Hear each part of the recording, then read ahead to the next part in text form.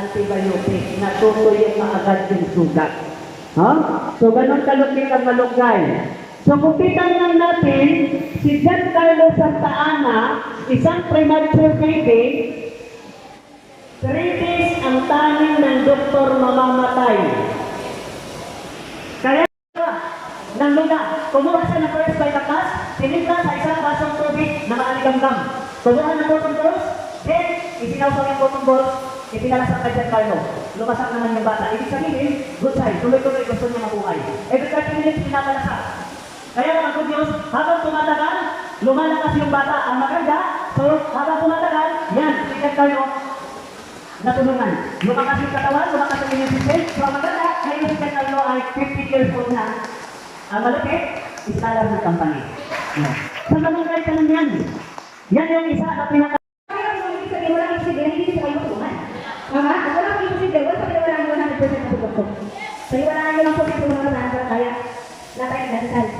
Pero pwede nyo yung gawin sa pagkakasa. Ang instrumento ko, isa pong instrumento ako is pwede sa ating anak. Okay, so, siyempre, gusto mo na po mga tutok. Gusto mo na magsasalita rin. Ayan, mga minutes ganun. Lalo, madali na lang siya pakarating ngayon. Which is, ang gagawin na lang is kapag-grab na lang tayo. Diba? So, ayun. Dahil nga sa kasarapan naman, ayan, sino na po ba ang nakaranas dito or nagkamag-anak dito nagda-dialysis? Tapos mga kamay, kung sino may kakilala na nagda-dialysis or sino may kamag-anak. So ayun, dahil na po sa pagkagising ko pinidyan sa mga ganyang pagkain, ako po ay nakaranas ng dialysis. And dahil po, noong around June 4, 2022, isang tragedy po nangyari po sa akin. Umangat pa ang aking creatinine ng 900 to 1,300 po. Ganun lang po mataas, which is ang normal is nasa 79 to 99 lang po. So, ayun po, ang nabasa po ng doktor yan sa may National Kidney, sa may Quezon City, ang sabi po ng doktor is, kailangan mo lang na-force dialysis or unless, yung creatinine mo and yung tubig mo sa katawan is mapapasukan ka na sa ibang mga organs. So, yes po, nagmalas din po ako ng mga panahon na yan. So, pag-emergency na pag-emergency, ayun po ang nangyari sa akin, na-force dialysis po ako. So, within 2 weeks, syempre, nasa hospital, 2 weeks po kami nasa nakit, then, ang sabi ng doktor, kapag hindi po na-reverse and hindi gumagana ang iyong kidney, ikaw po ay matutulokan ng chronic kidney failure stage 5, chronic kidney disease stage 5. So, nung nasa hospital po ako, which is acute pa lang po siya. Pero dahil nga hindi gumagana ang aking kidney, and hindi po ako nakakainit, dalawang linggo na, chronic kidney failure stage 5 po. And yes po, may 16 po akong gamot within 24 hours. And 210 cc lang po ang aking tubig. Kumbaga sa isang bottle lang po, within 24 hours. So, paano nga ba na-intake ang first Vitakas? Mamaya, ikikwento po sa inyo. So, 16 medicines within 24 hours. Yes, ayan po. Tapos, syempre, tanongin ko po sa inyo, may inom niyo po ba ang gamot ng maayos kapag gano'n ang kabuti ang mga tubig ninyo? Hindi po, di ba? Tama po. Kasi, kung paano mo may-intake yung mga gamot na yan, lalo na papait yan, tapos wala ka masyadong tubig, di ba? Mahirap naman po. Lalo bilang kabataan katulad ko, nakaranas na kanyang kalala. So, ayan. Sa nakikita niyo po sa larawan, yes po, ako po ay nagmanas. Lumaki po, bumobo po ang aking katawan. So, ayan. Habang patuloy po, 3 months po ako nag-dialysis. Yes po, 3 months na po kasi nagagapan po ng first Vitakas. Palapakan po natin ang first Vitakas. So, ayun, patuloy po namin habang nasa hospital po, pag-ibig po is, doon po makilala natin ang first Vitakas, which is sa church po namin, music ministry nga po, di ba? Ang apply po ng, ang leader po ng aking mga magulang is taga-church po. So, ayun, nakipakilala sa mga magulang ko, and sabi po is, itry po ang isang box ng first Vitakas, which is ang Brevano. Brevano Gold, which is, mamaya papakita po sa inyo ang nature ng Brevano Gold. So, ayun po, candidate po ako for kidney transplant. Yes po, kasi nga 15% na lang po gumagana both kidneys sa katawan ko. So, ayun. Ayan po, kung nakikita niyo po, ganyan po buhay namin sa National Kidney. Monday, Wednesday, Friday po ako nag-dialysis. Then pagdating ng Saturday, doon po ako i-check up. Yes po, kailangan i-check up kasi kailangan i-maintain nyo, i-check yung laboratories and i-maintain lamang sa normal. Kasi nga may mga tumataas, potassium, calcium, may mga bumababa, and yung creatinine, lalo-lalo na yan para sa ating kidney.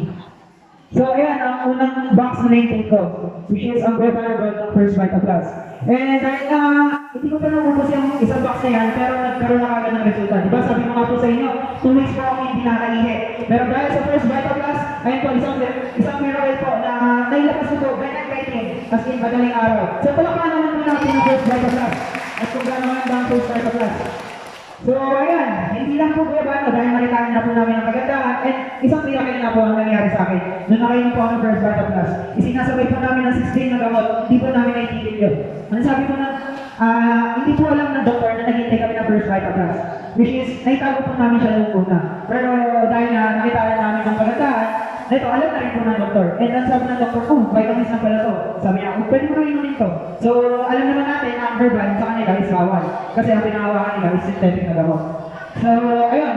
Kaya ayun po ang naitake ko, Gurbana Gold, and nag-Gurbana Platinum po ako na first Vita Plus and Liver Plus, na-discuss na po kanina sa product and Kidney Pro, pati ang Revitalize Forte. Mahalaga ang Revitalize Forte kasi ito po ang naging sustansya ko sa katawan. Kasi nga limitado lang po ang kinakain. Siyempre, pag may ano ka sa kidney, may dali ka sa kidney, kung sasabihin na natin, limitado lang po ang pagkain. Hindi ka pwede sa maalat, hindi ka pwede sa malalasa, kailangan ang pagkain mo is steam lang. Yun po, sweet chicken and bawal ka po sa matataba.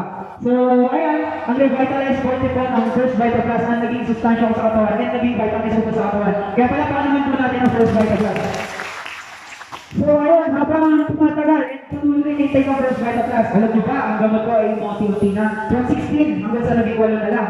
Which is, hindi pa alam ng doktor ko sa National Kidney na nag-intake pa lang ng first Vita Plus. And ayun, siya na nagbabawas ng gamot ko. Hindi na po ako mismo ang nagbabawas. Sabi niya, gumaganda na yung gatong laboratories ko. Gumaganda na yung calcium mo, yung potassium mo, yung creatinine mo, may bumababa. Nagbabawa natin ng dosage yung mga gamot ko. So, habang gumaganda yung mga laboratories ko, siyempre, nakita natin yung first Vita Plus. Patuloy kong ininom ang first Vita Plus. Hanggang sa ang creatinine ko is bumaba na lang ng 151. Kaya palapakan po natin ang first Vita Plus. And ayun, one week observation na sabi ng doktor, huwag kang muna magta-dialysis ng 1 linggo. I-observe natin kapag ikaw ay nagmanas, tumaas ang creatinine, balik ang dialysis. So, ayun, crucial moment po kasi for kidney transplant nga po ako. And tumapanong nagde-decide na po yung mga magulang ko na i-transplant na po. So, ayun, dahil tinanong ko pa rin po, hindi pa rin po namin tinigil ang pag-inom ng first Vita Plus. Then yung mga synthetic na gamot, iniinom pa din po. Kailangan isasabay po ang mga nirecommend na synthetic na gamot sa first Vita Plus. Kasi ang first Vita Plus, yun ang po ang tanging sustansya natin sa katawan sa mga panahon na gano'n. So ayun, after 1 week, ayan, mas kaya po kung bumaba ang creatinine ko, which is nag-normal na to 79 from 1,300 at 79 na po. So palakpakan po natin ang first Vita Plus kung gano'n siya kaganda. So ayun, dahil nga, okay na, okay na ang aking mga pakiramdam. Naituloy ko po, natapos ko po ang senior high school year na po. And nakagraduate po ako ng around 2023. Yes po, hindi po ako tumigil mag-aral. Sinulong na po, pero ngayon nag-up po ako ng 1 year. Which is, ayun po ang aking pahinga muna. Kasi syempre, galing ako sa malubang sakit. Nag-50-50 na ako yung buhay ko. Tapos, kailangan, pahinga muna. Ang pag-aaral, nandiyan naman po yan. Pwede naman po ituloy after 1 year. So, ayun. Pero hindi po ako nagpahinga totally 1 year. Ako po ay nag-first Vita Plus din. Kasama po ang mga magulang ko. And umatend po ako sa isang training na batch prodigy ng Champions League na pinamumunuan ni Sir Aris Castaneda. Nandiyan po siya, si Sir Aris. Yes, ito po ang aming master training. So, ayun po. And ayun po, graduate po ako ng batch 6 prodigy po ng first Vita Plus. So, ayun. Habang pinapatuloy, gumaganda dahil nasa kagandahan ng first Vita Plus na binigay sa akin. And syempre, i-share ko din po sa makakatulog na ganitong event. And para awareness din po sa mga kabataan na, syempre, alam naman natin ngayon, may hindi na totally pure organic na gulay ang kinakain natin ngayon. Lahat ngayon may preservatives na. Lahat ngayon may halo na. Tama po, di ba? So, ayun, patuloy pong tinatrabaho ang first Vita Plus. Nagte-technical, nagtotok. Okay? So ngayon po, ipapatuloy ko lang ng isang programa. Ganyan po ang pinag-usapan ay dalawa. Kalusugan at kabuhayan. Tama ba? Yes! Importante ko ba pareho yun? Yes! Importante ko ba kalusugan? Yes! Importante rin. Kaya kabuhayan, importante rin? Yes! Di ba pareho? Ulit, grabe ba? Palakpan ng sisip. Grabe, power na ako. Okay ba? Kasi lang minsan, sa panahon natin ngayon, nasa lipat natin, kaya wala kabuhayan. Minsan pag pinagtimbang mo ang pera kalusugan, minsan nakalimutan ng kalusugan. Correct! Bakit? Mas inuuna yung pera. Tama ba? Yes! Pero hindi ba alam natin, pag yung kalusugan natin ang buligayan, pera din ang kalusugan. Okay ba? So ang maganda sa first Vita Plus, kalusugan at kabuhayan ay pwede ko natin. Yes! Okay? So pakilaman po ako, kasi po ay 30 minutes lang po ako, so saglit na po tayo. 30 minutes and 1 hour. Kailan ko sa inyo? O total, malaki ka man eh. O di ba? Aliwanag din naman. Okay ba yan? Okay. Matuloy ko tayo. Ayan. So break morning, maminawan ko ba break morning? Yes! Sino ba yung nagsitaw na?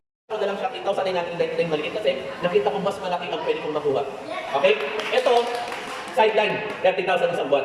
Kaya lang, nung nag-resign na po ako, pinag-aralan ko, nagbigay ako ng malaking oras dito. Yung sipag ko sa pagiging engineer, nilipat ko lang po rito. Yung oras ko sa pagiging engineer, nilipat ko lang dito sa First Fighter Class. Kaya lang, ang masarap, isang linggo, pwede na ba 42,540? Nay, pwede na ba?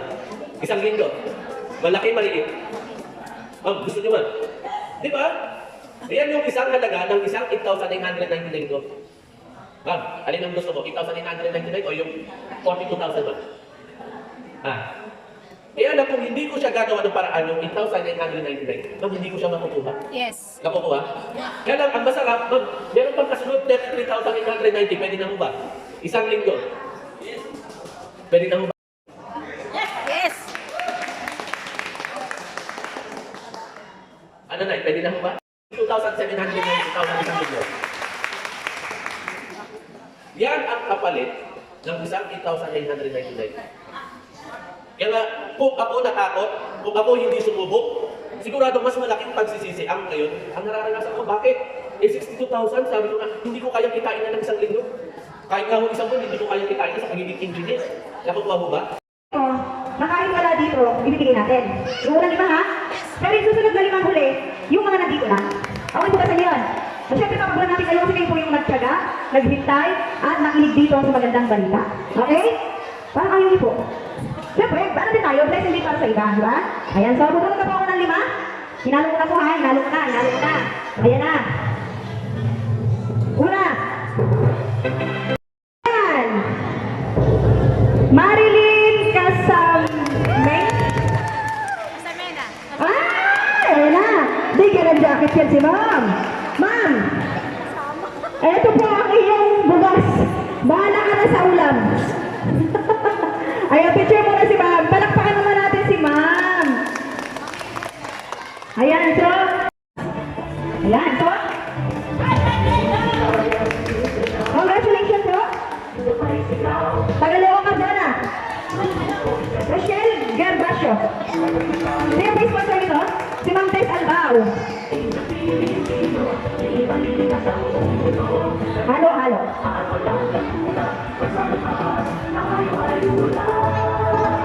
Taga, ano to, Balayo? Halika na po ito. Nakaiwala dito, binigay po natin yung iba. Pero good news, marami pa rin na nandito na nanalo. Okay? Sabi na ito yung 5, dapat na nandito. Ay, mapunta ba natin ang picture muna? Yung nanalo? Ang bilis po, kasi ang oras po natin ay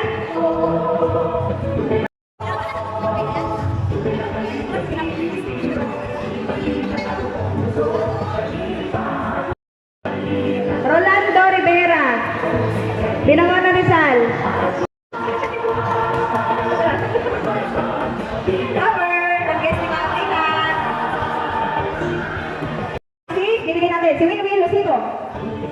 Winwin Lucido.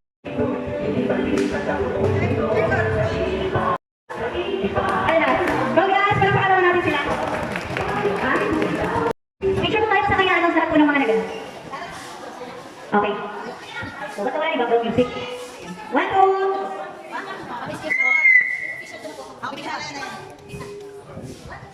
Ayan po, isang kata po may 500 pesos. Sino gusto mo po yung 500 pesos? Wala ko, ayan na po. Nanalo po ay, wala po ibang kumbisi. Nandito, manalo to. Maliwanag. Maliwanag po ba? Okay, nasaan si Mami Santo? Ay, wala. Nanalo po ba? Pinayan niya, wala dito wala ng ticket. Okay lang, busog ka na, natuto ka pa. Mali, 8,000 na lang. Nasaan si? Nandito ang wala dito. Ang pag-uwi ng 1,000 pesos cash ay walang iba kundi si. Siya ay taga-barangay San Jose Antipolo. Air condition. Nasaan? Ay! Jason Nagano! Okay! Kapag mo lang isip namin, palitan natin. Okay na? Go!